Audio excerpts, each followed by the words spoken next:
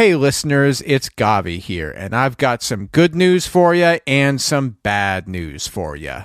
The good news is that Sadie and I have recorded a full recap of Welcome to Plathville seasons 1 through 4.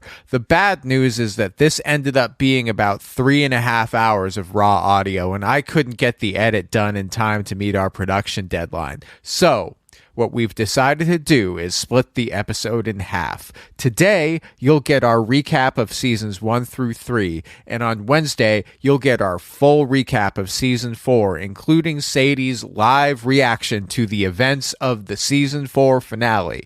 If you just can't wait that long, the full uncut and extended version is currently available for our patrons. Otherwise, I hope you enjoy this episode, and I hope you'll join us again on Wednesday.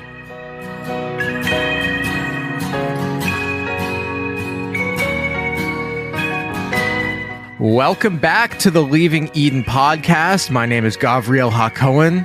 My friends call me Gavi. Let's be friends. Call me Gavi. And I am here with my BFF, IFB cult survivor, Sadie Carpenter. How you doing today, Sadie? I am just doing fantastic. I'm feeling great too. You know what I did this morning? What'd you do this morning? This morning, I watched the season 4 finale of Welcome to Plathville. Oh boy. Yes. I did not watch it. I have, but I have not seen the finale, so I'm gonna just let you tell me about it, and it's gonna be fun. Well, it's gonna be a great time. And I know that this is an episode that our audience is really excited for, because we're not just talking about the end of season 4, but we needed to have finished watching or have season 4 be done and have us know about what happens at the end of it before we could do this episode, which is the second part of our Welcome to Plathville podcast episode. So last time we did kind of an intro saying this is the background info, all their religious information. And today we're going to actually talk about more of the things that go on in the show, and we're going to be covering all 4 seasons of it. That's exciting. I had no idea. I didn't know anything about this show. When we started looking into the show to do these episodes, I had the Plaths and the Bates completely confused. I had no clue. So we've gone back and made kind of a rundown of what the events of the entire show so far have been, because I get the feeling that we will probably be right back in these chairs when season 5 drops, whatever that is. Oh, absolutely.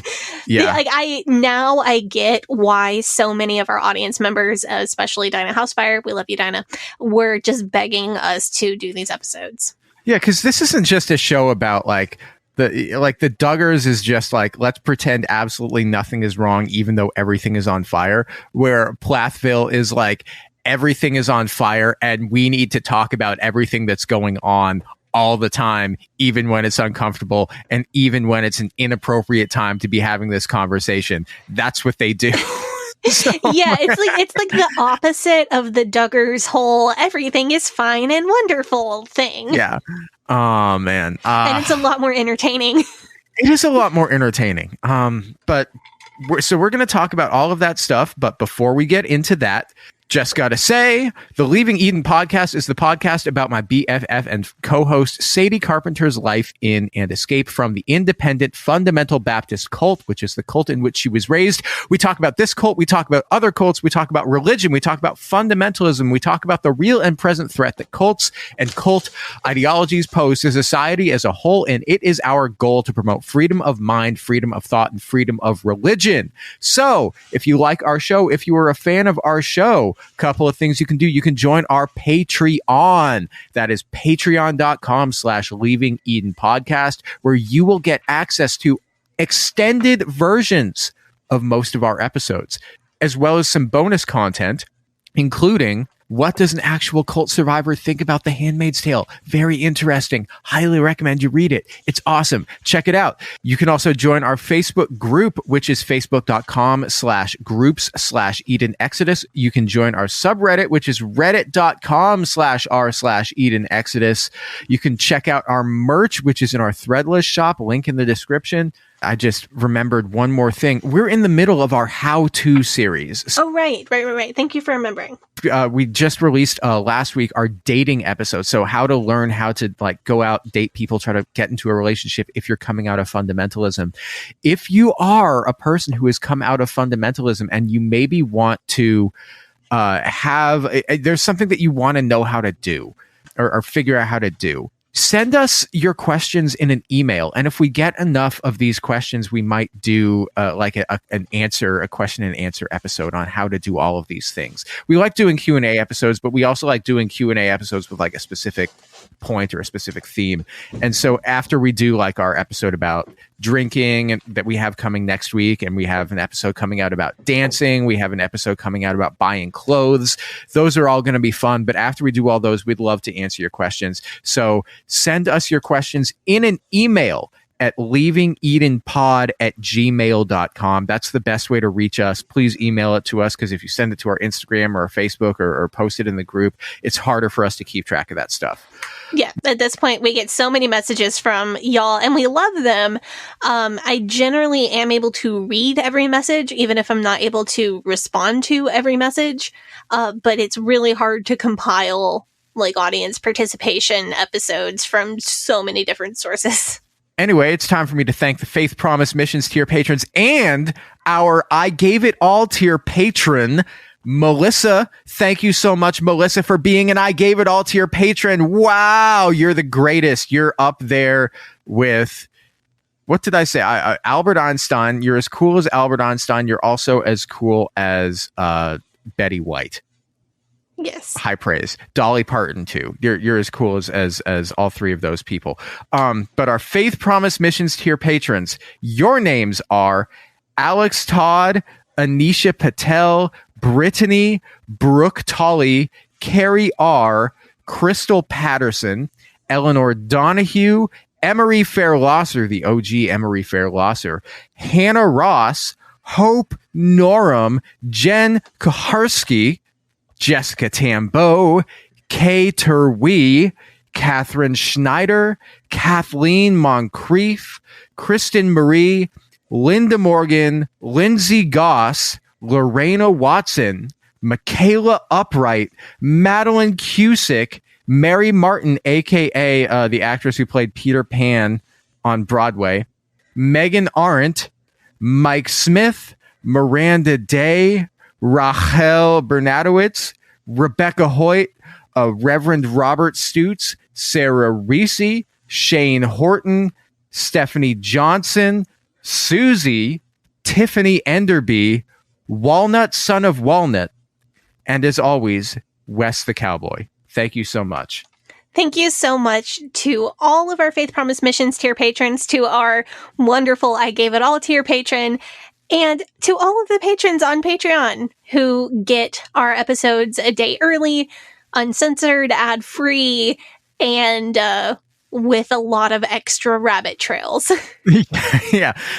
Believe me, there's going to be some extra ones today, because we're talking reality TV. Buddy, there are extra rabbit trails on every episode. Oh, yeah, that's true. This is why we don't record in the same space, because if we did, we'd put out 5-hour podcast episodes. Yeah, we'd be the Joe Rogan experience. No, we wouldn't. We'd be better than that. So I want to give you all a quick general trigger warning before we get started here. In general, we talk about a lot of potentially triggering topics on this show, and we can't predict what's going to be a trigger for everybody, but some of the things that come up a lot are suicide and mental health, racism, misogyny, PTSD symptoms, child abuse, mental, physical, and sexual abuse, and spiritual abuse, including guilt, shame, and fear. In most episodes, we'll mention at least a couple of those topics, but we are not going to give you graphic details unless those details are highly relevant to the story that we're telling in that particular episode. We do our best to give the audience a heads up before we go into detail on any of those topics, and if something else comes up that we think, that might trigger some people, we'll let you know before we say it, so you can always skip 30 seconds or a minute ahead or whatever if you need to. In this particular episode, we're very briefly going to mention the death of a young child. We talked about some details on that in the last episode. We won't go back into them on this episode. There's no reason to. We will go into a lot more depth on this episode about parental abuse and alienation, parents using younger children as weapons against older children. We're going to talk about the whole rebellious children concept. This episode is going to be pretty heavy on the early deconstruction struggles as well. Cool. Let's get started. I just want to run through, without getting too deep, I want to run through the story arcs from season 1 through 3 of the show. And I'm sure we'll find rabbit trails here and there where I can maybe explain some of these beliefs to you. That sounds great. Where do you want to start? So I want to do this chronologically. So we're going to look at season 1. There was tension in the Plath family from the very first episodes. The series started as a look at our family, our kids are so sheltered thing. That was the hook for the series originally. It wasn't look how religious we are. It was look how sheltered our kids are from the outside world. But even in the first episodes, we start to get the picture that there's a lot of parentification going on here. The children do all the cooking and the cleaning, especially the girl children, of course. And there's early tension about jobs around the house, like whose job is going to be what. I guess they weren't quite as organized with the Duggars and their jurisdictions. Were they tracking people's periods on a big calendar in the kitchen? Not that we see on TV that I know of. That would be horrifying. That would be the Duggars. Then again, the Duggars managed to mostly keep that off camera as well, so who knows. So even in the first couple episodes, we see Lydia taking on a lot of parentification. The Duggars did this by having the buddy teams and having older girls specifically assigned younger babies to take care of. What we see more with the Plath family is less of buddy system and more just Lydia is managing the whole household by the time she's 15. I'm thinking back to the episode we did a couple weeks ago when you were talking about how even thinking about complaining is a sin. Yes. So because Lydia does complain about this stuff. Do the Plaths not have this teaching, or have they just chosen to ignore it? I would have to speculate to answer that question. My guess is more that complaining in Kim's hearing upsets her, and this family revolves around not upsetting Kim. But they are associated with the Pearls, so they definitely could have the teaching about complaining being a sin. I think it's more Kim-centered than God-centered. And things making Kim mad and Kim being unable to deal with that is basically the central tension of every conflict in this show. Yes. There's minor tension between the kids, specifically between Lydia and Moriah in early episodes. And then the major tension, though, is Kim not allowing them to do things.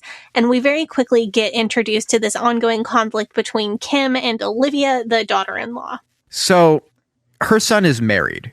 Ethan is married to Olivia, as we talked about last time. And they're living out from under their parents' roof. So how does Kim have because this is like this, we think they're kind of IBLP adjacent. We got a message from a listener about that, actually. Really? Yeah.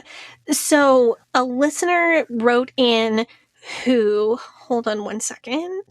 Okay, so Hannah wrote in, and Hannah says she grew up in the same area, the same geographical area as the Plaths, and was in church with them. So Hannah says that they were not IBLP. Hannah says that the Plaths were Vision Forum. Oh, okay. And I was surprised by that because I thought that Vision Forum, like I said in the last Plath episode that we did, was all about like classical education and being super well educated. And the thing is that Vision Forum philosophically is very much about having a good education, but they don't enforce it at all. Like the IBLP is a more, especially the ATI. If you are in ATI, you've got to promise to live up to certain standards, and there's a family coordinator who comes around and checks that you are living up to certain standards. The Vision Forum does not have that. So you can subscribe to their ideas, but nobody is going to come check on you and making sure that you're doing the things that you say you're doing. Hannah also said that a lot of the Plath's children, quote unquote, school time was spent on practicing music for the family band thing. Interesting. Okay, but also if we're talking about, because we didn't think they were straight IFB because they don't dress like they're straight IFB, and they don't have the same sort of headship and patriarchy rules as the Duggars do, and they're in the IBLP. So right, so it is still extremely misogynist and patriarchal. And Vision Forum, if you remember the episode that we did about them, Vision Forum is extremely patriarchal. It is not as chain of command-y as what people who are IBLP or strict IFB practice. Okay, that makes sense, because that's what I was wondering about, because I was thinking, Ethan and Olivia, they're living out from under their parents' roof. That would mean that Ethan is no longer under the headship of his father, which would mean that the parents wouldn't have the authority in the same way as they would if he was an unmarried man. Right, but in the Vision Forum biblical patriarchy thing, your dad has authority over you for your whole life, or as long as your dad is alive. Okay. So Kim is still acting out of line as a mother by exerting that kind of influence over her grown married children's lives.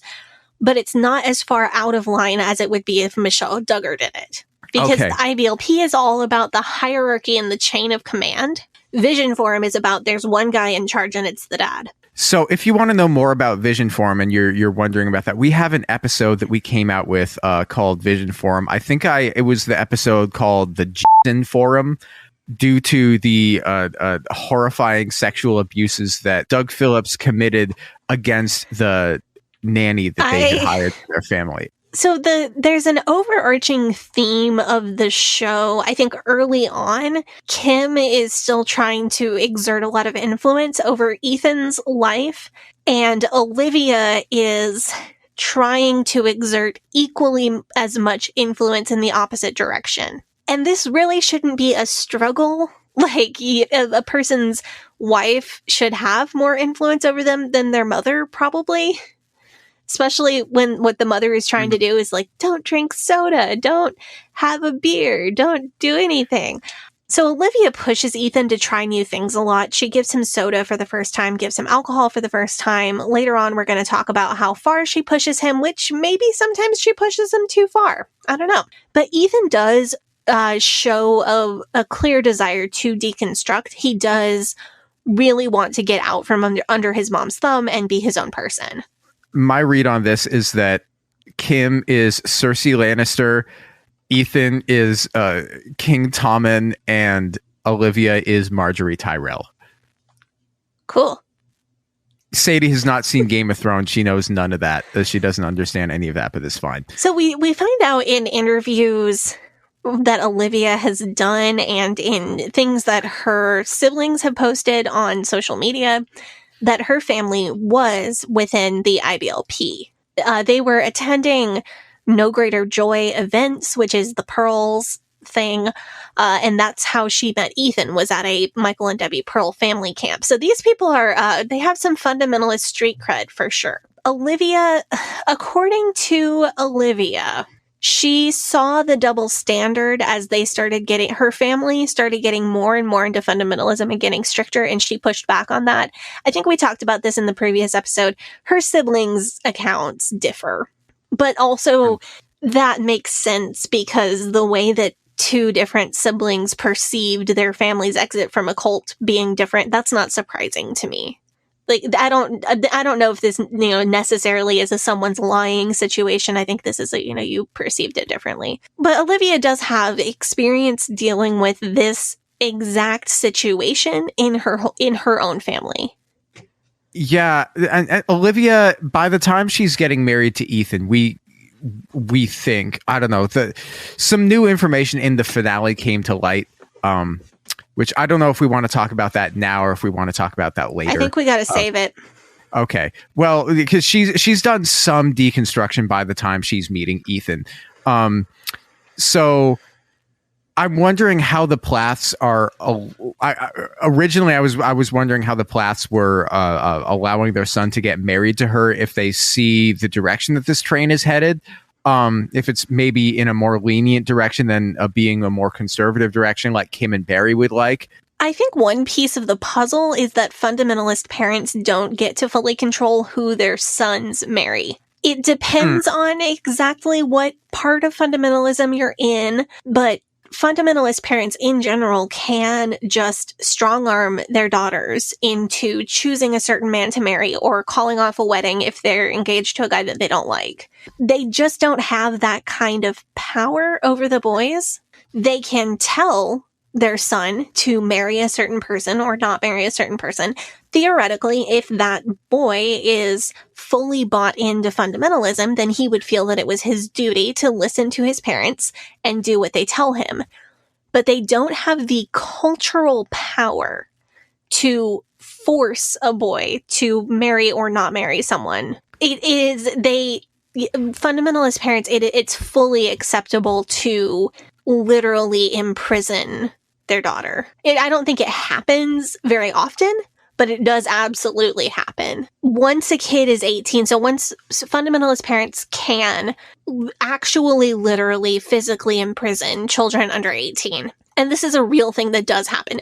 It's not very common in my opinion.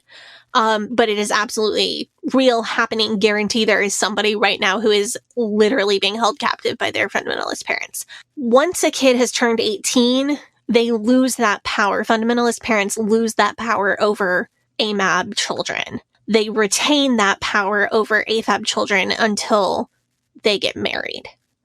So culturally, as far as like within their culture, it is acceptable to physically imprison or psychologically force an AFAB child to do things until that child marries an AMAB person. Because there is that cultural acceptance of ownership of your daughter. So, Kim feels like Ethan is doing behaviors that she does not like, but Kim tends to blame it on Olivia. So both Ethan and Olivia are on her list, but Olivia is more so than Ethan. Pretty quickly in the first season, Kim starts to restrict Ethan and Olivia's access to Ethan's brothers and sisters who are still living at home. And this is really the blame it on Olivia. That is so typical of everything I've seen about fundamentalism and fundydom, is that because if a man, we see this with abusers, like if a man makes a bad decision, then, well, it's his wife's fault or something. There must be something wrong in their house that makes this man turn to sin. But if he makes a good decision, it's because he's a great man and he's a godly man. And there's nothing, she didn't have anything to do with that. Right. So we're dealing with that baked in misogyny of fundamentalism on several levels, but also in the real world, parents tend to blame their child's spouse if the child makes a decision that they don't like. So this is kind of normal out in the real world as well. So I think this blaming Olivia for everything Ethan is doing is coming from multiple sources. I mean, I get the feeling that so many fundy parents, that a lot of them are just hardcore helicopter parents who figured out that there's a way to religiously justify constantly meddling and you being controlling. So, they just want to be controlling and they're just they found a religious justification for it. And so that's why they became fundies. You're not wrong. I absolutely think that is a thing. Also, though, if you think back to Heather Heath's book and content that we've done about the IBLP, a lot of IBLP parents in particular get pulled into the IBLP because they had a traumatic childhood and they think that they are protecting their children and giving them something way better than what they had. Cults and cult-like belief thrive by tapping into people's real and valid fears and then offering a made-up cult solution. So yeah, that's something I'd really like to do an episode on in the future. That would be a great topic. You can definitely add that to our list. Yeah, if I haven't already, I'm sure yeah. So in Plathville, Kim pretty quickly starts revoking Ethan and Olivia's access to the younger children, who at this point include Micah and Moriah, Micah and Moriah at this point are older teenagers, and they're already starting to show signs of independence. Unlike most fundy parents, Kim doesn't like straight up forbid them from doing what they want to do. She more psychologically tries to trick them out of doing what they want to do, which is arguably more cruel.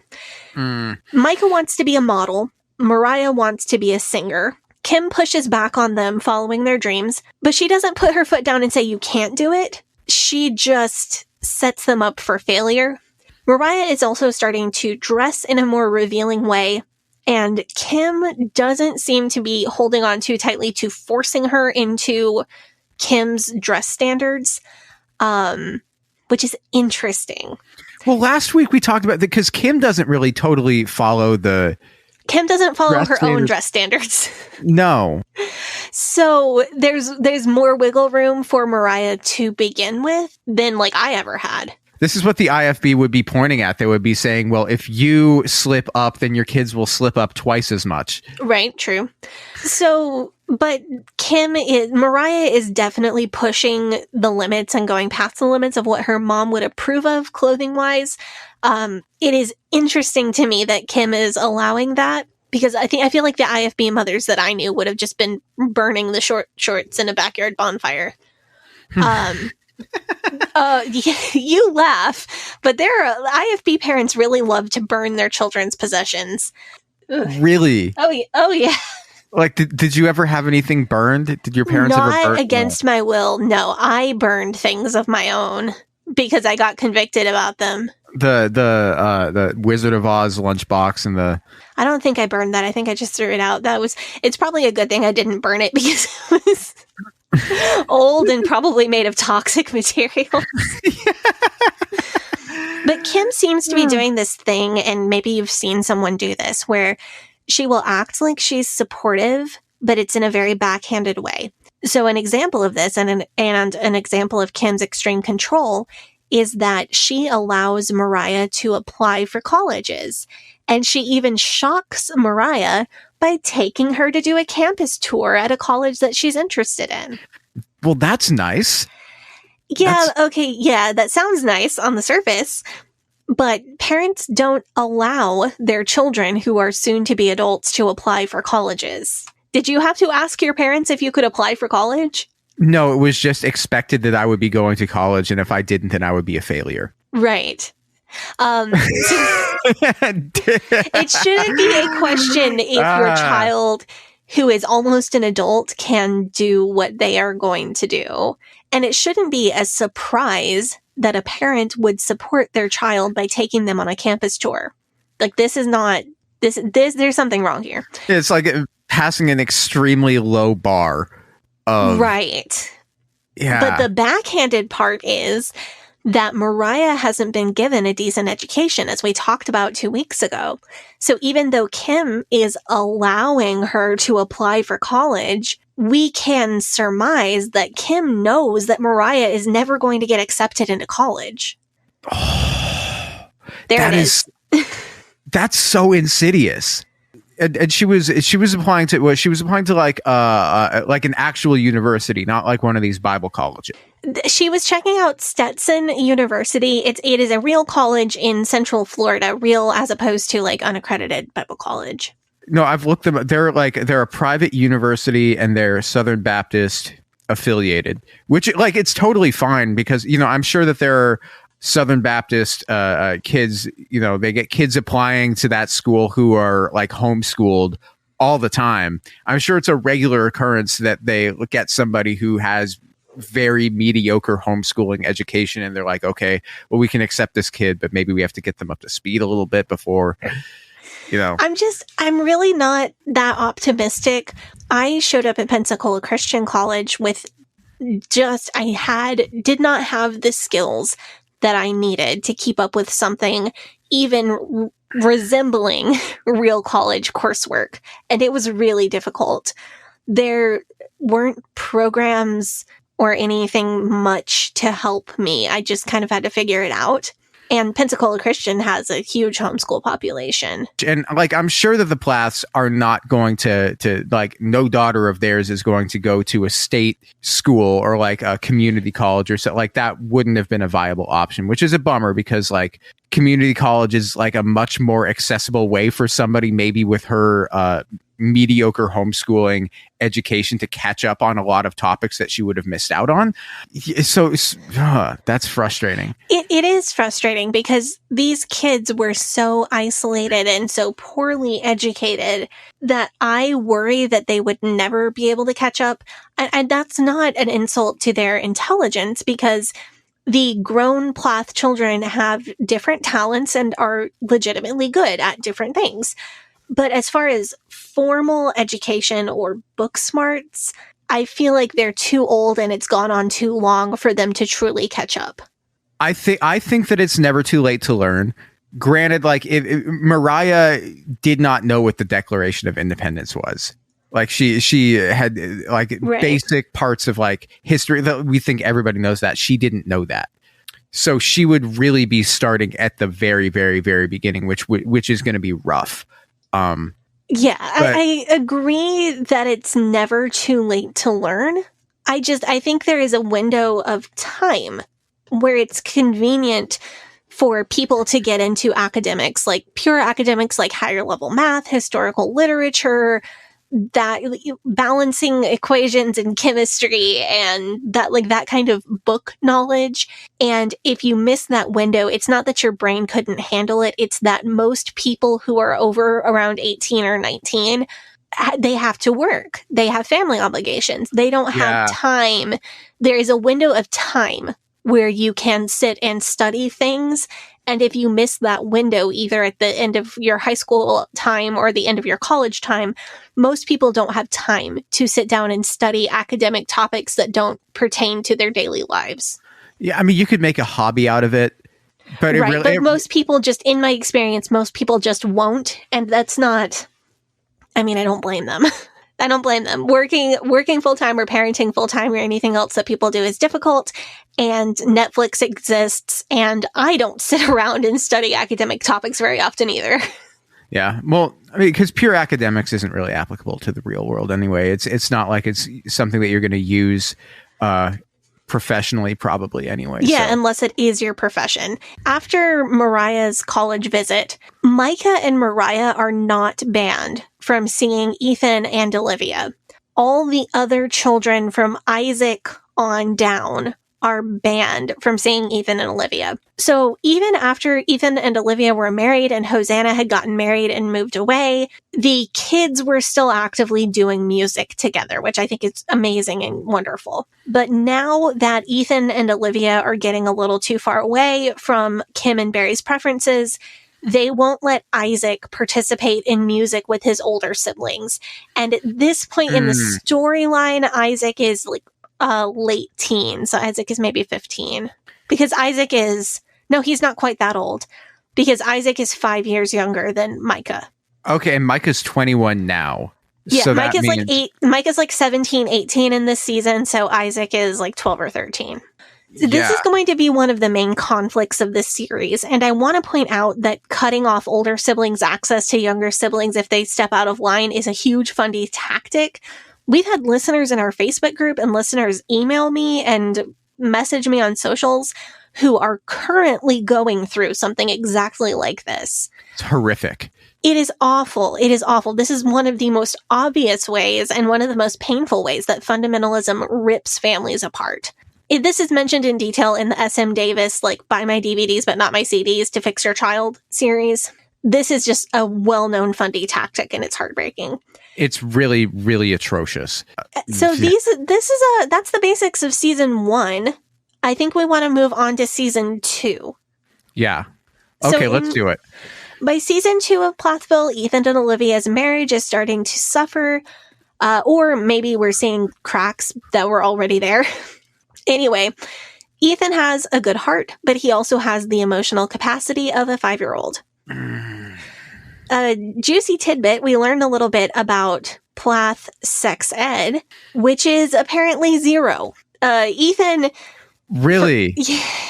Oh Yeah. God, I remember this part. And Ethan decides to talk about it on live or on national TV. I think I like memory bleached myself after watching this clip. It was So Ethan tells the camera, again, I do not know why.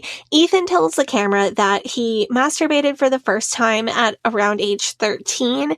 And then he was terrified because he did not understand what had happened to his body. Like he thought that he had broken something. I feel if so you've bad broken for him. something, that's not supposed to happen. Well, no, he just he did not he did not. I'm trying to keep this PG. I don't know why. No, he did not understand like the physical reactions that his body did because he had kind of never been told about any of this. He did not know what a period was until he got married. After living in a house with mostly girls and women his entire life, he had overheard his mom and sisters talking about bleeding, and he thought they were all just getting injured for several days per month, and they needed really large Band-Aids to put on these injuries. Like what, injured doing farm work? I don't know. This is atrocious. Imagine God. getting married to a man who does not know what a period is, and you literally have to teach your literal husband what a period is. Holy shit.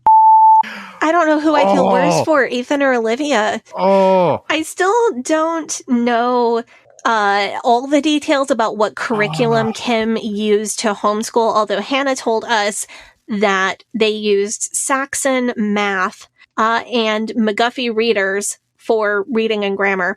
I don't know what biology curriculum they used, if any, but I can make some pretty good assumptions about the biology lessons being non-existent. And this dynamic of Ethan knowing nothing and Olivia having to teach him everything applies to a lot of situations in this show. I think it's fair to criticize Olivia for pushing him too fast sometimes, but I also imagine that this dynamic got real old real quick for her, and it's hard to blame her for being impatient.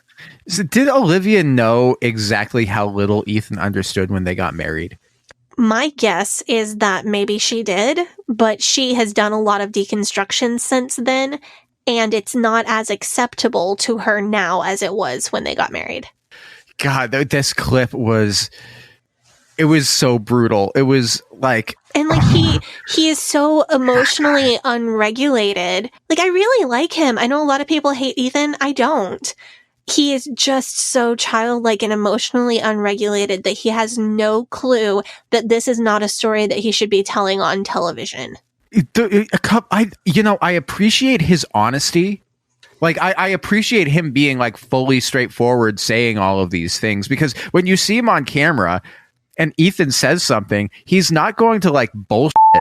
Ethan's not the kind of guy that's going to like bullshit, or he's going to like beat around the bush about something. He's just going to say whatever it is he's thinking and whatever it is he wants to do, because he doesn't understand that some things are and aren't socially acceptable.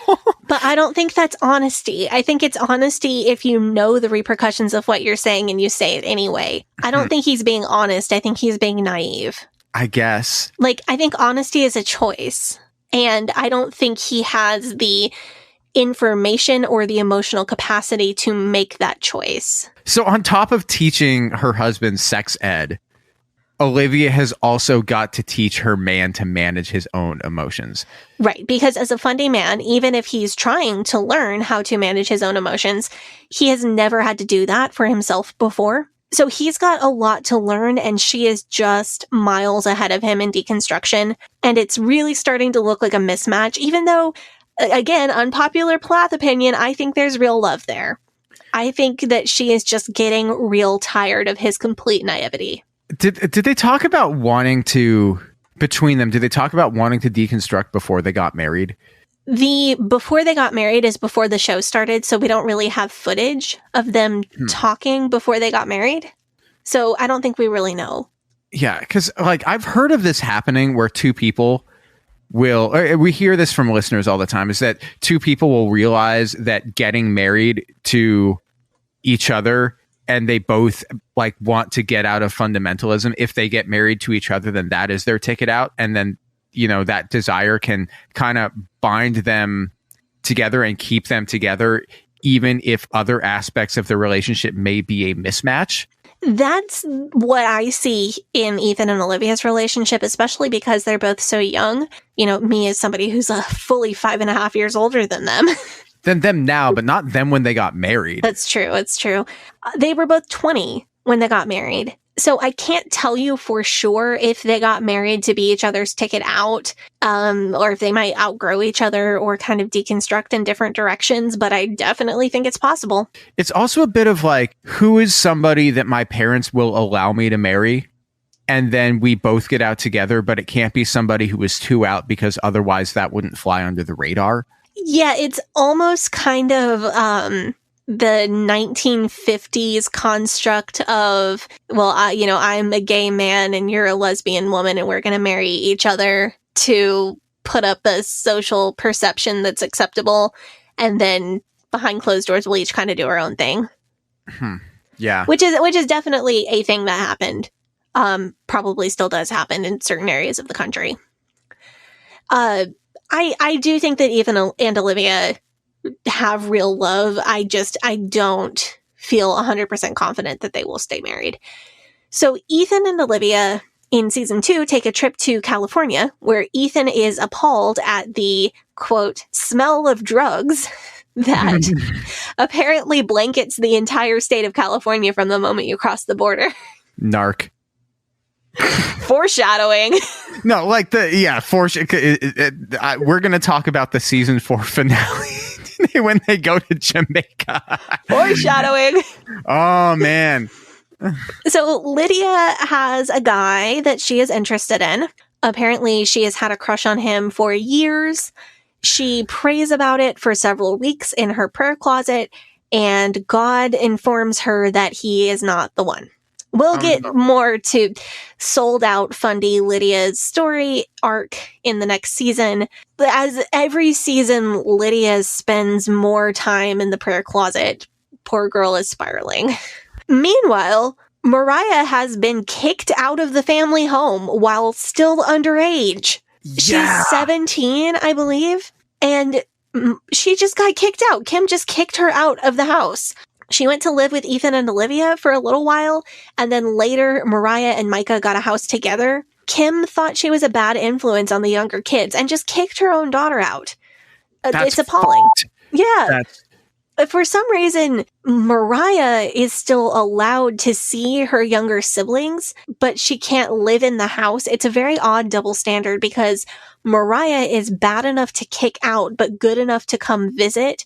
But Ethan and Olivia aren't even allowed to see the younger siblings, even though Moriah's behavior is objectively a lot more wild. This is so atrocious. Like, Kim didn't even... They didn't do any job whatsoever of preparing their child for life in the real world. And then they're like, well, now you're out on your own. That's like, yeah, it is they thought it was a good idea to completely shelter their children from the real world and then just let them loose in the real world as if that was going to work. Zero support. And I remember, like, in some ways I was that kid. I, had very limited access. I had some access to TV, movies, the internet, people who were not my siblings or church members. So I had it a little bit better than the Plath kids did, but I was very unprepared in terms of life skills. I had some basic, here's how to balance a checkbook and here's what a bank account looks like, life education, which the Plath kids probably did not. But physically navigating the real world was terrifying to me. Like, learning how to ride a city bus was really scary. So I identify with this in some ways. This is one factor that does make me think that Kim is specifically targeting Olivia, because Olivia is the reason that Ethan and Olivia both are prevented from seeing Ethan's younger siblings. And that same treatment is not applied to Moriah. So more foreshadowing for the season 4 finale when we get all of the deets about this. But I want to jump back to something real quick. How common is it for fundy kids to get completely kicked out of the house? In regular fundy world, it's pretty uncommon because usually if you've got a child who you believe is that big of a problem, you have two options. You either use something like the SM Davis method to completely lock down control of your child until they turn 18, or option number 2, you ship them off to something like Agape Boarding School or Hephzibah House, a reform school conversion therapy kind of place. I've had like friends of friends that had both of those options happen to them. I've known people that were completely locked down and every aspect of their life controlled until they were 18 because they were misbehaving in their parents' opinion. I've known people that were shipped off to IFB reform schools. I've never even heard of anyone being kicked out of the house, just get out as a minor. Wow. I mean, I guess this is pretty, I mean, I'm sure it happens, but I perceive it to be a lot more unusual. At least they didn't send Moriah to like one of those boarding schools or one of those reform schools, because those are just so horribly abusive and like. That would have been awful. Moriah is a gift to the world, and it breaks my heart to think about her getting sent someplace like that. That would be horrible. I mean, and like, I guess her moving in with Ethan and Olivia, that's not the worst thing in the world for her. Yeah, I'm sure this was emotionally awful for Moriah. And for Ethan and Olivia, that's got to be rough that suddenly you've got to... Yeah, you're a young married couple, and now your 17-year-old sister is just living with you. I don't want to discount how emotionally difficult this surely was for Moriah, but I think it probably worked in her favor in the long run, considering how bad and traumatic her other options were. Season 2, Moriah has a boyfriend, and she has her first kiss on screen. Poor Moriah. Fun. God, no. That's... Poor Moriah is just kind of a loose cannon. She's acting exactly like you would expect a 17-year-old with basically no parents to act. She is like out too. She's like outside of, she's got like bubblegum pink hair. There's definitely more to Moriah's story. Moriah does consistently have really cool hair. We'll get to a little bit more of her story down the road. Yeah. Like once people, especially like teenagers, because teenagers, like they're going to be rebellious in nature, like to begin with, just because that's what they want to do. But once they see what a facade, the whole thing, there is nothing that you can do to put that genie back in the bottle unless you're willing to just like use the most horribly draconian methods to do that. Mm-hmm. They're going to end up where they're going to end up, and you just have to like let it happen. Right. Which is why fundamentalism spends so much time trying to make sure that teenagers don't see what a facade the whole thing is. So at the close of season 2, Ethan and Olivia, who have been banned from the main house, visit the farm to tell Kim and Barry that they are moving. Actually, they're just moving across town, but they won't be living across the street anymore. And it's a big symbolic gesture to be physically, even just 10 miles physically removed from the family farm. Since Ethan and Olivia have both gone no contact with Kim and Barry for most of this season, they want to say goodbye to the younger siblings, and they want to give the kids a sense of closure, kind of not knowing when they will be allowed back in those kids' lives, if ever, which is pretty sad. Yeah. They've set up this method for how they are going to try to go say goodbye to the kids. And I don't know how produced this was. I don't know if this is just like the very dysfunctional way that this family works, or if the producers set this up to create dysfunction. I lean toward it. This is just the weirdo way that this family interacts with each other. But how they've got it set up is the family farm has a really long driveway. Ethan has parked the car at the end of this long driveway, and he's left Olivia in the car and went up to talk to the parents alone. Ethan asks his parents if the younger kids can walk down the driveway with him to the car to say goodbye to Olivia. And the parents So this was kind of the setup where Kim and Olivia wouldn't have to come face to face, but the kids could say goodbye to their sister-in-law. Kim and Barry waffle back and forth on whether, well, should we let him do it? Should we not let him do it? Should we let him do it? Barry and Ethan almost get into a physical fight. Yeah. But there is chest puffing and arm swinging, and it is a thing. Finally, Kim and Barry decide, no, they will not let the kids go say goodbye to Olivia. So this is another, I think, a good example of Kim's behavior being really bad. Olivia stayed in the car so that she would not come face to face with Kim and Barry, but it would still give the younger kids an opportunity to see her.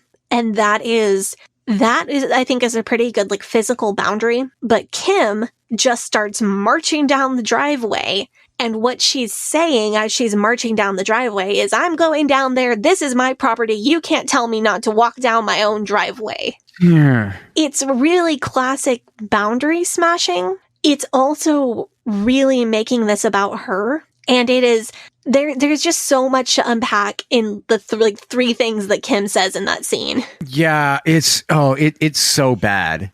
It is really bad.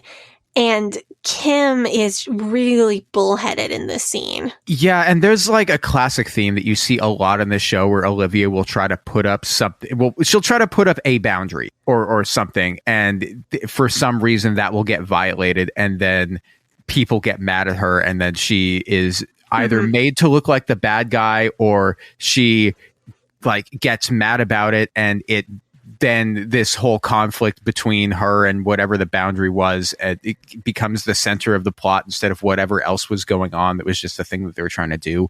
Right. It's a cycle. It's a cyclical kind of thing. Like, Olivia tries to set a reasonable boundary. Her reasonable boundary gets completely smashed. She gets mad about it because she's like 22. Yeah. And does not have, through no fault of her own, really, doesn't have the emotional maturity to handle this level of narcissistic boundary smashing. And Olivia gets mad. And then sometimes Olivia acts in ways that are objectively not good. Yeah. And I think it's fair to criticize. Sometimes Olivia gets her boundary smashed and doesn't react to that very well. I don't think it's an insult to Olivia to say, oh, you acted badly when your boundary was smashed, because this is not a one person is at fault scenario. This is Olivia tried, and then Olivia got her boundary smashed, and then Olivia couldn't try anymore and lost it. In a perfect world, Olivia would maybe handle having her boundaries crossed repeatedly a little bit better, but in a perfect world, her boundaries wouldn't get crossed repeatedly. So this is not something that I'm able to see as a one person at fault scenario. So I've watched a lot of episodes of this show. Do the younger kids know why they're not allowed to see their brother anymore? Do they, like, if they do, we don't see it on camera. I'd have to guess that Kim has probably fed them some BS reason about why they're not allowed to see him, or maybe they're too afraid to ask why they're not allowed to see him. And this is about the season 4 finale that I just watched. And I'm only bringing this up now because it's not like a major point in the thing, but like there's an event that they're wondering whether that, like, all the family is going to be there, and they're wondering whether Olivia and her brother Nathan are going to show up. And one of the younger kids, I can't remember which one it was, one of the younger kids is in the car on the way there, and she's like, I don't think Olivia is going to show up. Like, they're speculating, like, and I'm just like, you're like 10. It was like one of the younger daughters. I can't remember which one. And I'm just like, but you know that Olivia doesn't get to show up to stuff, or that Olivia has these sorts of conflicts. And it was said in very much a sort of way that I'm like, oh, okay, you're blaming her and you have maybe some animosity towards her. You've been told some things about her. Right, because Kim has no boundaries with her children. And treats them all like her therapist. So to close out this drama at the end of season 2, Barry says to Ethan, quote, I hope you enjoy living in bondage. referring to Olivia as bondage. I watched this clip, and this was when this was like right after Ethan and Barry almost like went to fisticuffs. But like this is 100% pure, uncut, unadulterated projecting to me. Like how can you say that to your son when you are married to somebody who will happily break up her own family and disown, or not but like dishome her own children rather than relinquish control over them? That I'm really glad you said that. I think that's a really good take. I was watching this part and I was thinking, like, while I was watching it, I was saying, this cannot be real. This is nuts. This is just I just think that my perception is that the family had very little conflict while all of the children were still children at home, and they have never had conflict with each other before. So now everything is spilling out in a very messy way. That's just my perception. The season ends with Kim throwing a weird tea party for her remaining kids at home. Yeah. So now, after all of that drama, we get just a little taste of the, like, this is totally fine kind of Duggar attitude. So, a couple things. One, what did you think of the dress that she was wearing at the tea party? I mean, it was ugly. Also, it was not traditionally considered modest. That's my take as well. That I saw that, I'm just like, wait, you're a fundy. I thought you guys were all about rules and all about standards and never changing and never. But then again, this is the Plath. This isn't Kim is fundy enough to kick out her underage children, but when she wants to go boobs out for a tea party with her kids, she can suddenly do that. Yeah. The wild thing about like, to me, they do all of this like off camera. Like, there's a bunch of that was like that happens like off camera. Like, you know, the I hope you enjoy living in bondage. That line was said off camera. But the scene where they're playing, like, where they're all saying, like, you could tell they're just monsters. Honestly, I think the most interesting thing about this so far has been how unrelated the fundiness is to the monsterness. I feel like if Kim had just been a crunchy mom with no religion, she would not have been one bit less toxic or less controlling. The religion is a helpful tool to enhance her control, but her control issues are completely separate. Yeah. No, I could totally see her being like the crunchy anti-vax mom, you know, who's like the room parent, but not to help out in the classroom, you know? She's just there to be the room parent so that she can, like, continually police her own children and keep them from playing with or hanging out with the kids that she doesn't think are good enough for them. Like, yeah, you see that stuff in public schools. Like, I remembered that stuff happening in public schools when I was growing up, and it was the worst. But like, after Kim is done being a monster and like driving out her son, she's just like insistent on violating her daughter-in-law's boundaries until Ethan stands up to her, or she's like turning around and crying into her other children's shoulders because like, and acting like she's not the one that caused all of this.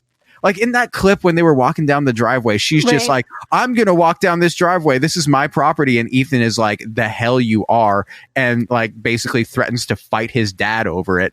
And then Kim turns around and is like, why is everything bad happening to me? And is like crying into the shoulder of her younger daughters. And I'm just like, Barry's just standing there like, huh, well, this is fun. Just like Barry has so completely given up on everything. Life is just happening around him at this point.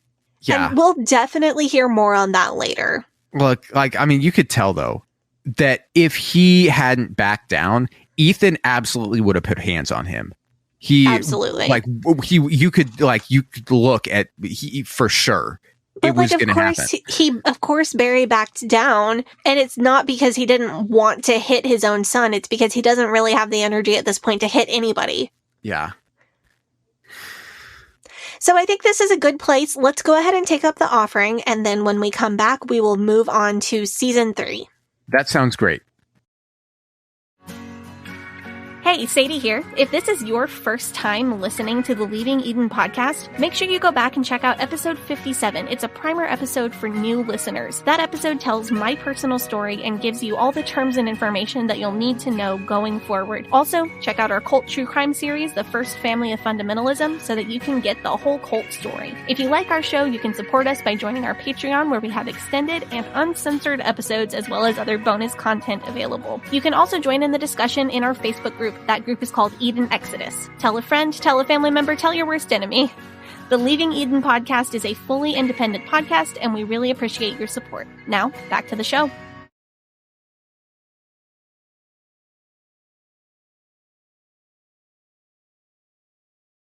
All right, we are back from our break. We are talking about Welcome to Plathville, the TLC show about the Plath family. We've talked about season 1 and season 2. Sadie, what happens in season 3? Not so much happens in season 3. Did they film it during the pandemic? Is that what happened? I don't know. This is rural Georgia. I don't think the pandemic happened much after like March or April of 2020 in rural Georgia. Before we get into season 3, I forgot to do this at the top of the show, but I have to thank Fundy Friday's YouTube channel. So thank you so much, Jen and James, for your excellent Plathville coverage. So in season 3, Lydia has met a new guy, and she's now texting with a new guy. Kim is fine with Lydia having a boyfriend for some reason, but is not fine with how often she is texting him. Apparently, Lydia and Mystery Man are texting 100 texts a day, which Kim found out about because she forces her 18-year-old to use her cell phone and won't get her own cell phone. Lydia's not 18. Lydia's like 17 at this point. So that she can be all up in her text messages. Wow. I don't know about you. I send 100 texts a day to any number of people. I am convinced that there are 100 texts a day most days in my mom group chat that Dinah put me in. I probably text you 100 times a day as well. Yeah. Like, don't you think we probably send each other 100 texts a day? That's because like we talk plenty of days. Literally between that and like sending pictures of Chuck to my mom and my mother-in-law, there have got to be days where I send like 400, 500 texts. This is normal for people of our age, and Kim feels like she needs to control the number of texts that her teenager can send. Lydia is behaving in an extremely fundy way, because how Lydia deals with her mother's need to control how many texts she may send a day to her man friend, Lydia decides that how she's going to deal with that is to pray for self-control to text this guy less. Man. Poor Lydia. I feel like Lydia is me as an 18-year-old fundy. I really feel for her. If you're some dude who is texting Lydia from Plathville, do you watch the show or not? That's the question. Hypothetical situation, you meet a girl, you're like 17, 18, 19 or whatever. You're texting her and you're like, and she's like, I'm on a reality TV show. Do you watch the show or do you not watch the show? I have no idea. We don't know anything about this guy that she was texting, but Lydia seems like the type to me to not mention that she's on a show. Either that or like he found out about it and he just refused to sign a release. So they could could be it. Yep. Also very plausible. Yeah. So Micah's story is starting to really pick up in season 3. Micah has signed a modeling contract and he is playing the field as a 19-year-old model. He's still living with Moriah, which I guess is good because literally who else is going to feed Moriah and put a roof over her head? She has no education and no life skills. Yeah. You know, honestly, I think Moriah is becoming my favorite person. I like Moriah. I really do. Moriah. Like, I don't, she's, and I hope she's not listening to this. She's kind of cringy sometimes, but in like a normal 18, 19-year-old person way. Moriah is very immature, but in the normal expected way that an 18-year-old has every right to be. And I really have a soft spot for her. Moriah Plath is like Ginger Duggar to me. So Ethan and Olivia, Moriah is still dating this guy, Max. Ethan and Olivia don't trust him because Kim and Barry like him and allow him to see the family. Okay, Max sucks, though. This is true. Real. Max does suck. As soon as this guy came on screen, I did not like his vibes, okay? He has big Scorpio energy. This guy looks like he wants to sell me NFTs. I f***ing do not trust Max. I do not like Max. He can off. I agree with you. I don't like Max, and I'm going to tell you why I really hate him in a few minutes. However, the internet is very divided on whether we hate Olivia or love Olivia. Yes, this is true. And I generally fall on team love Olivia. There are a few times that I have to switch teams for a minute and come back. This is one place where I see the point about her being a bit controlling or immature or just not living up to what I like to see from Olivia. Olivia has every right to hate Kim and Barry. They've been awful to her. I think distrusting someone because Kim has shown him more favor is over the line. I think there are good reasons not to like Max. I think this is over the line. So then again, Olivia's like 21, 22 in this season, and it makes sense that it's hard for her to see someone else get the favor with Kim that she would like to have. So I'm not saying it's not understandable. I just think it's over the line in an understandable way. I am with you on being team mostly love Olivia, because I think there are many times when she has engaged in conduct that I view as highly questionable. Oh yeah. The gravesite thing from later is we will take that apart into every possible piece. Yeah, that was a highly questionable Olivia moment. I'm not going to deny that. That being said, I think that she is the only thing that is close to a functioning adult on this entire TV show. She, as far as not trusting somebody that Kim and Barry like. So my take is that can't be the main reason, but if somebody comes into your life and they're like, oh, Kim and Barry like this guy, then that is immediately going to put up a bit of a red flag for me. That doesn't mean that this guy's automatically bad, but that means maybe I take a second look at him. And if you take a first look at Max, he is not a cool dude, and he sucks, and he's terrible, and he doesn't treat Moriah very well at all. And he's got to go to begin with. I do not one bit fault Olivia for not liking Max. Max sucks.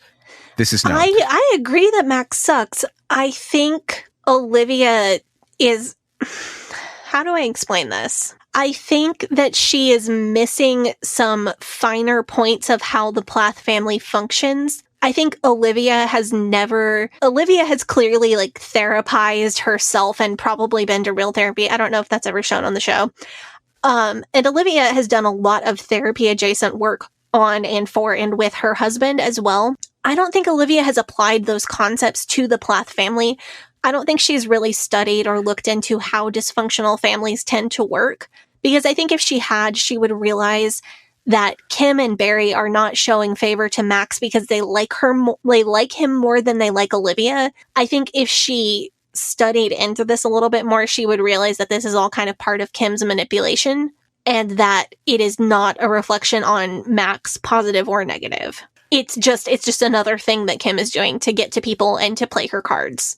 Counterpoint, I think that Kim and Barry are the type of people who would like Max specifically because he displayed controlling tendencies. I don't know if I agree with it, but I appreciate your take. Because like in a later episode, when they're at the when in the pole dancing in season 4 and the pole dancing part in season 4, Moriah says that the relationship that she was in previously, which I assume was with Max, is who she was talking about, is that she was talking about how he was controlling. And that kind of set off an alarm bell for me. I was just like, oh, okay, well, maybe that's why Kim and Barry liked him, was because they saw aspects of him and aspects of how he acted with her that were similar to the ways that they acted with her. So maybe they kind of thought that he would keep her in line. Right. I don't know. As soon as Max came on stream, I like sometimes you just get a feeling for certain people. You're just like, oh, this guy. And I got that with Max. So maybe, and maybe that's just prejudice because I saw him and I didn't like him and I thought that he looked like a keto NFT bro. But That's just me. I'll give you more on my take on Max later.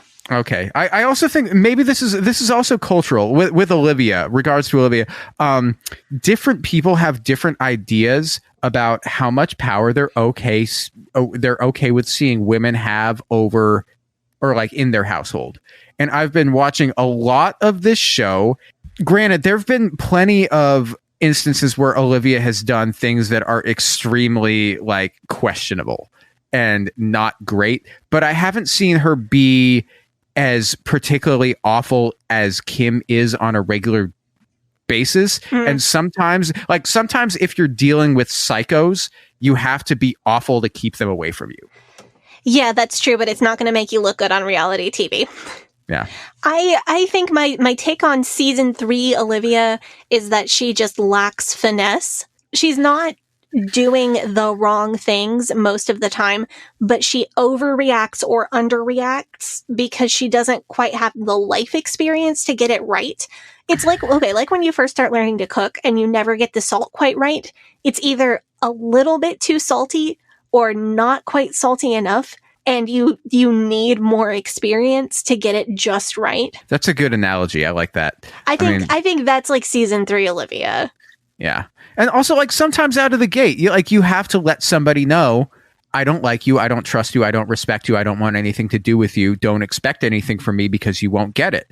Sometimes there's some people that you just have to say that to, and they have to learn to live with it, and just let them know, I'm not going to pretend to like you or pretend to be nice with you just because there's other people around.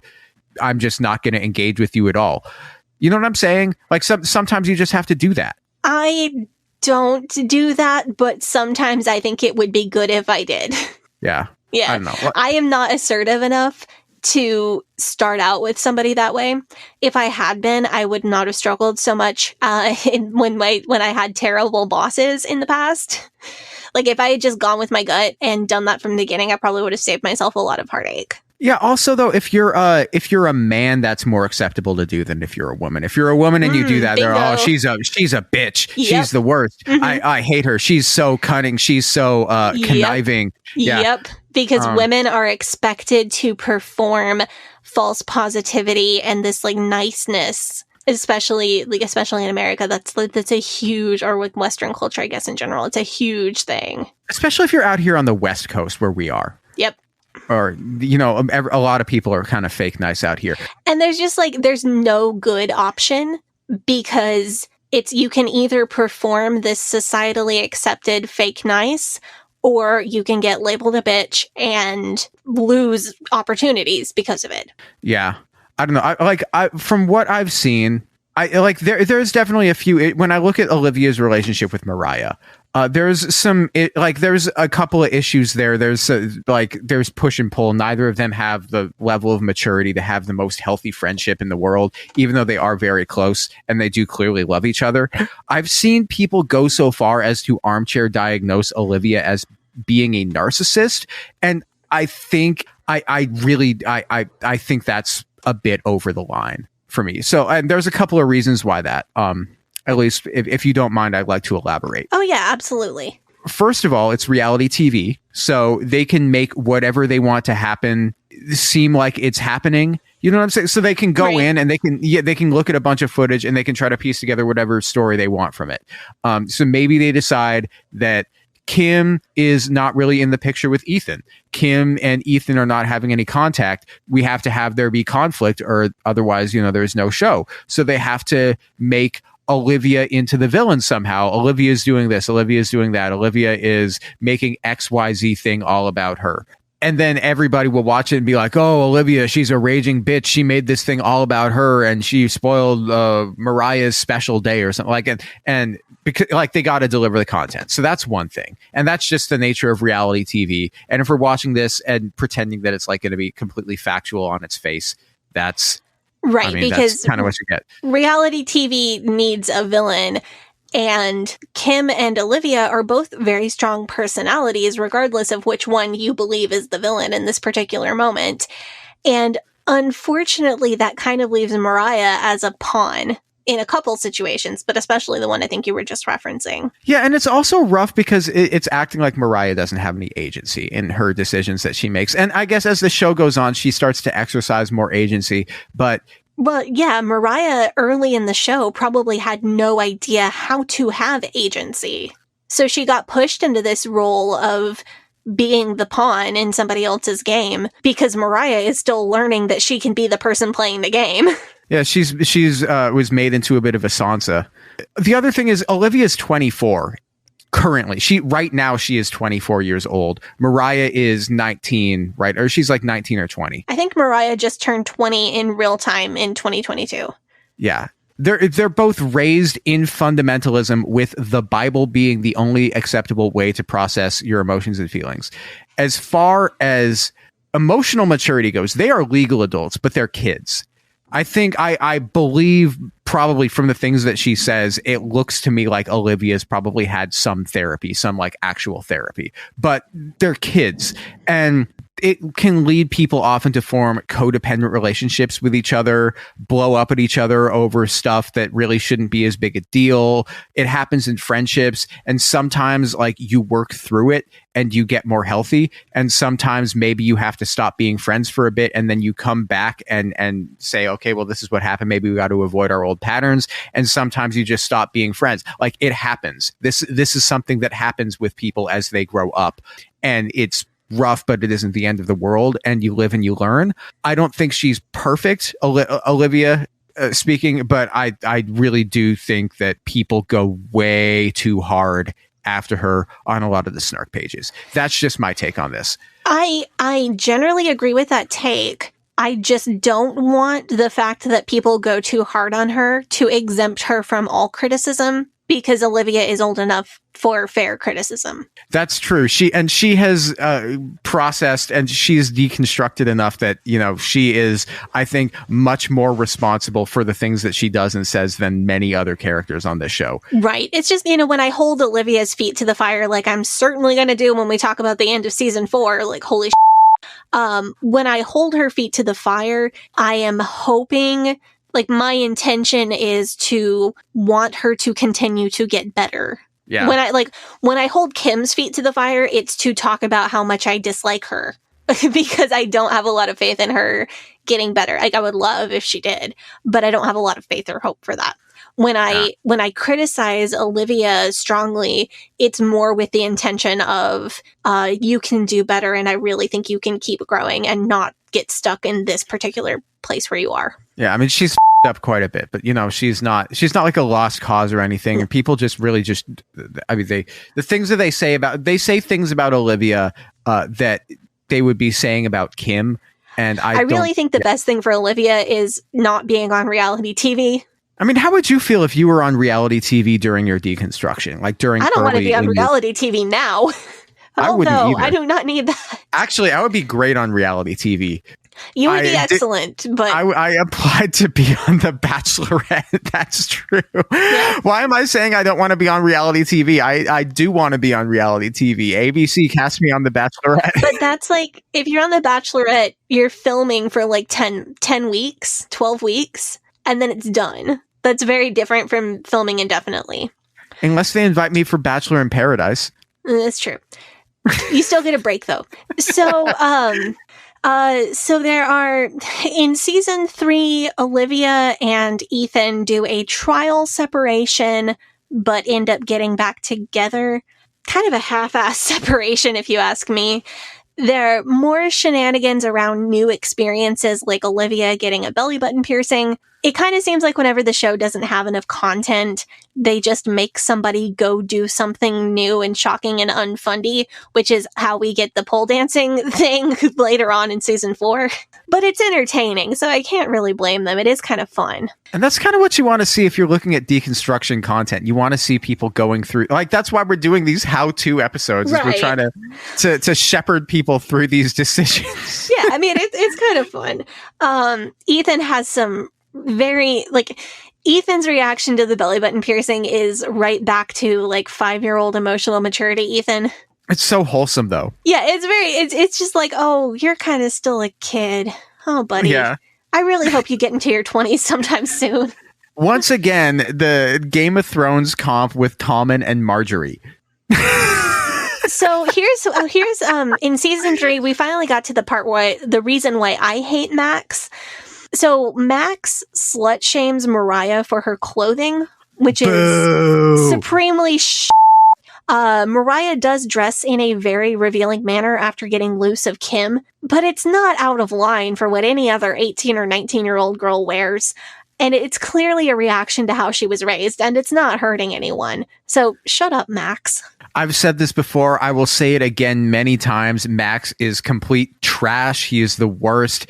I feel like he's going to try to get me to join his pyramid scheme, or he's going to try to talk to me about real estate investing. And he's going, Max strikes me as the kind of guy who listens to like Jordan Peterson while he sleeps. He's no, like, because like I said, in the pole dancing, part in season 4, like this is after they're broken up. Spoiler alert, they break up. How sad. Nobody said ever. No, Moriah talks about how the relationship that she got out of was and controlling, and Max is the guy who's being and controlling. So Max, he sucks, and he should not be saying such mean things to his girlfriend about how she's dressed. That's really just quite poor form for him, and he sucks, and he did not come out of this looking good.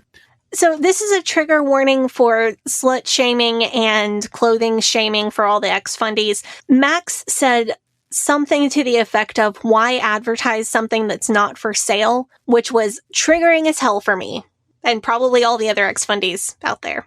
Since I personally, like, what I went to school for was marketing adjacent, I can confidently say that there are plenty of reasons why you would want to advertise something that is not for sale. In fact, oftentimes it's better to advertise something that is not for sale than to advertise something that is for sale. And in fact, when you have something that is for sale, it is something that people want. Often you don't even have to advertise it. And if you do advertise, you are devaluing your brand by essentially begging people to come and buy it. Interesting. You know, Ferrari, they make cars, very fast cars. Yeah, I'm aware, yeah. They're, you know. I've heard of them. Have you ever seen an ad for Ferrari anywhere? Okay, now that you mention it, no. No, you've never seen a commercial. No, Ferrari does not advertise. They make race cars. They go racing with their cars, and then they use that as the marketing to sell their road cars. Like that's what they do. You never see a commercial for them.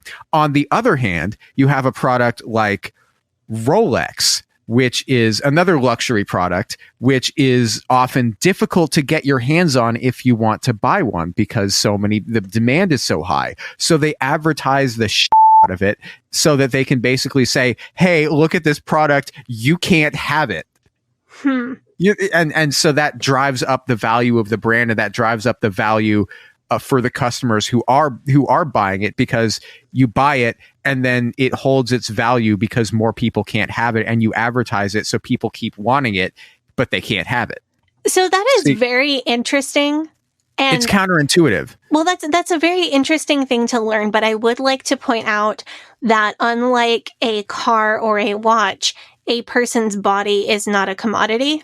Hard agree. And that Moriah's body cannot be sold because that is horribly unethical and illegal, and that even sex workers do not sell their body, they sell their time just the same as anybody else who works for Amazon or a car manufacturer or in sales or whatever.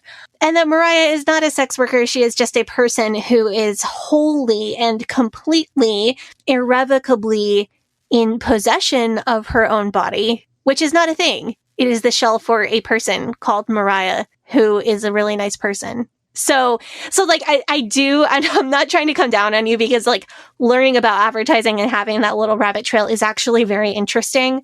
I was just thinking about what Max said while you were saying the thing about advertising, and Moriah's body is not a thing to be advertised. It is the holding container for her soul and cannot be for sale because it irrevocably belongs to Moriah. Yeah. Max sucks. We hate him. Max That's the point of this. He's wrong about everything. So to sum it up before we go into the season 3 finale, Max sucks. sex workers sell their time, not their bodies. Moriah belongs to Moriah. Max sucks. Did we get it?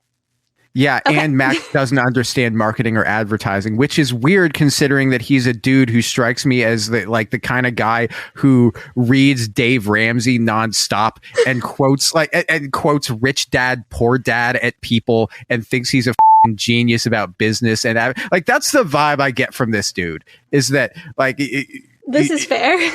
Like, this dude, he feels like he's just like basic keto NFT bro that took like one marketing class in college before he dropped out because he was like I don't know, he was like a keg stand backyard bro. This guy, he sucks. He's and he treats the woman who he claims to care about and is dating at the time quite poorly, and says demeaning things to her and bad things to her that negatively affect her self-esteem, which are really mean and you shouldn't do. And Max sucks and we hate him. Yep. This, I don't know. This is just what happens when you see women and AFAB people as collections of body parts and not people. Yeah. Okay. Max should go back and purge his brain of everything he's ever heard on the Joe Rogan Experience, or like Max is the kind of guy who I feel like you would see as like a TikTok finance influencer. Do you ever get those or I get the ads for them as like Instagram reels, because I see everything on Instagram like 3 weeks after it was already on TikTok. You know what I'm saying? Right. Like that's what I see on Instagram reels, because they figure you're a man and you're interested in cars and watches, therefore you must be interested in being a finance douche.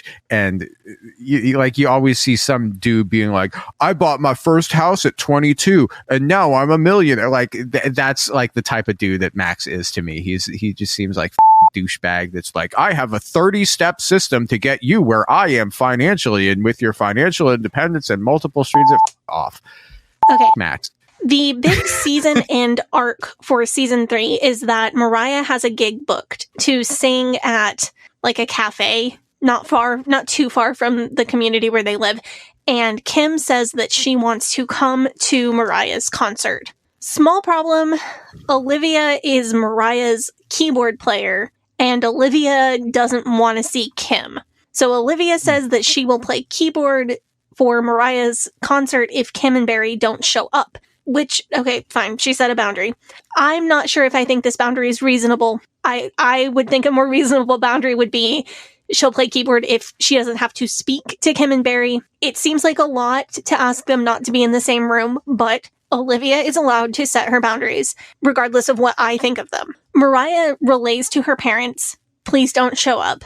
And Kim shows up anyway. Of course she does. That's like extremely on brand. I don't get it. If I was Moriah, I don't know if I like, granted, I've never been through anything that she's been through, but also the fact that they like, I'm thinking about like coming from Olivia's perspective. You don't just hate Kim and Barry because of how they've treated you.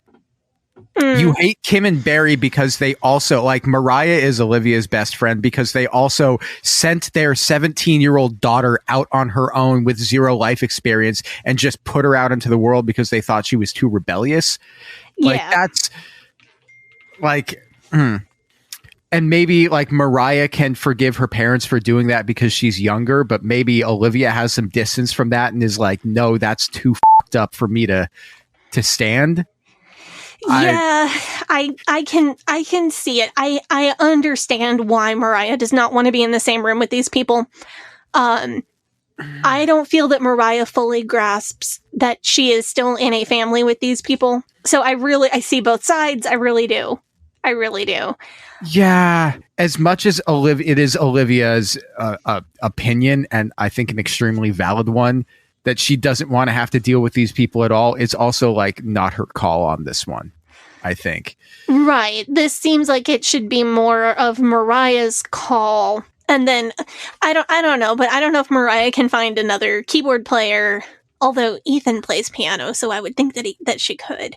Anyway, I feel like this is a classic example of Kim making it all about her, though, when she shows up. Because Moriah and Olivia were of the opinion that this was set in stone. that Kim was not going to show up.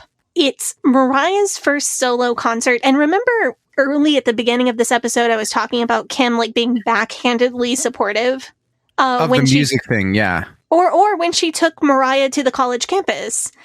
Kim acts like she is being a saint, like she's being super supportive. This is your first concert. That's a big deal for you. But actually, the whole entire plot line is about whether Kim will get to witness Mariah's first concert. And she boundary smashes and centers herself all the way to causing a huge ruckus at Mariah's first concert. So she made out like it was going to be all about Mariah's performance, but actually it was about Kim. Here's a question for you. Yes. What do you think of Mariah's music? It's really just not my style. Have you looked it up? Do you have opinions? Yeah, I looked it up. She's making music under Moriah Jasper. Yeah, Jasper is her middle name, and it says a lot that she is not using her last name for music. Yeah, you'd think that you put Plath on something and that's going to get you a lot more buzz. No, we heard Moriah sing, and I put a clip of the Plathville, of the Plath family band in the first episode, and that was Moriah singing the leads on that one. And so you can tell from listening to that, she's good at singing. She's a good singer. I looked up, let's see, I looked up a couple songs, but she's got like 2 songs out. They're both on streaming services if you want to look them up. One of them is called Missed Myself. I think it's interesting. Do you want me to put a clip in here? Yeah, can you do a short little clip for our listeners who maybe haven't heard her music? Yeah, maybe. Yeah, I'll put in like a 15-second clip. I think I can do that without getting like copyright infringement. I shut myself in my room, try to stop thinking, try to drown you out of my brain. Then I start dreaming, cancel reservations I made with my new therapist. Moving on with my life, man, I'm just killing it, yeah. So from listening to that, my opinion, I don't think that she is a bad singer. I don't think she's a bad songwriter. I think the weakest part of the song is that the instrumental of the song sounds a bit demo-y. You know what I'm saying? Yeah, it definitely does. Like it's like synth drums and piano, and the vocals I can tell are like extremely like country inspired and like bluegrass inspired, which is, makes sense because like we heard singing we heard her singing in the Plath family band. We heard her last week. Like the vocals are country inspired, and I think it's just like a stylistic difference between what the vocals are doing and what the instrumental track is doing. I don't know. It's just my opinion. Who am I to tell somebody what music they should and shouldn't be making? Because I don't think I'm her target audience really anyway. Yeah. What do you think about her, like, vocally? Vocally? I think she's, like, I know that she is good at singing. Like, she's technically good at singing because of what we heard. What I think about the vocals in this song is, in my personal, this is just my personal preference, not anything about, whether she's good or not. I would like to hear her using less. Like, you can tell it's very like melodined, and she uses a lot of auto-tune to flatten out any vibrato that's in her voice. And that's a thing that's really in style right now. And a lot of pop singers, like every pop singer is doing that. I don't know if I really like that style, but that's what she's doing. I saw Moriah in a short film that she acted in, and this was discussed heavily on the Fundy Fridays Plath videos, so if you watch those, you'll also get this. I just think her acting talent is maybe better than her vocal talent, and I think maybe her modeling talent is better than her vocal talent. Interesting. Because I rate her as a singer. I think she's solid. She's got a good voice. I'm not saying she's awful. I see her kind of the way I see Selena Gomez. She's a good singer. I just think she's a much better actor than she is singer. So, A of all, Selena Gomez, great singer. No slander on Selena Gomez. I think she's very talented. But second, I'm trying to find the liner notes here to figure out who produced the song. And I think that's like a missing, like, I think if she had like a really good producer behind her and had like the mix done really well, then I think the song is decent. I don't know if she self-produced it, if she might've self-produced it. Cause I know that, or, she might have had her recording company sent her equipment to record it at home. Oh, Okay, well, I guess if this was done during the pandemic, then that would make sense, because that's the sort of thing that you end up with if you're maybe not as experienced at producing your own music, because writing and recording your own music is one thing, but producing your own music and also recording your music is something else, and that's kind of a different, and that's a huge undertaking. I've tried to do it. It's very difficult, which is why if you listen to any of the music that I release, all of the instrumentals are really, I try to keep them as simple as possible because I'm just not a great producer. I think the mix on the song is maybe a little bit off, and I think to make the harmonies like slot in properly and link up properly, they've maybe gone a little overboard with the melodyne, which is it's a really easy mistake to make, especially if you're producing yourself, which I assume she is, because if you're comping vocals and editing vocals to try to make them sound perfect, like it's really easy to go a little overboard on that, because you want to sound perfect. Like every time you listen to yourself speaking or you listen to yourself singing, you're going to hear something that you don't like that other people are just used to hearing, and they think that's just your voice. She came out with another song this year called Weakness. Yeah, I think Weakness is a better song than Missed Myself. I think the vocal production is a bit more obvious, so that it's been melodyne. Anyway, Moriah is trying to do the influencer, TikTok, YouTube actor thing. I don't see any reason why she couldn't make that work for her. I think she's talented. I think that she's got she's got as much chance as anybody else to be successful at doing that. Especially because, she's a little bit reality TV famous, so she could spin that into something more. I respect that she is trying to use her fame in a really constructive and positive manner to make something for herself. Yeah. Nothing wrong with doing that. Nothing wrong with going from being a reality TV star to being a successful musician or a successful actor, nothing wrong with doing that whatsoever. If you make it work, if you can make money off of it, do it. Yeah, and if you have the ability to do that thing, especially, yeah. I really respect that Moriah doesn't just want to be a reality star, because I feel like she could make money on that, but she wants to push into actually following her passions. I think that's pretty cool. I think she's got a lot of room for growth, and I mean that in a very positive way. Like high ceiling. Yeah, I think there are a lot of good places she could go with this. Yeah, she's a talented singer. We know she's a talented singer. We heard her sing. She's great.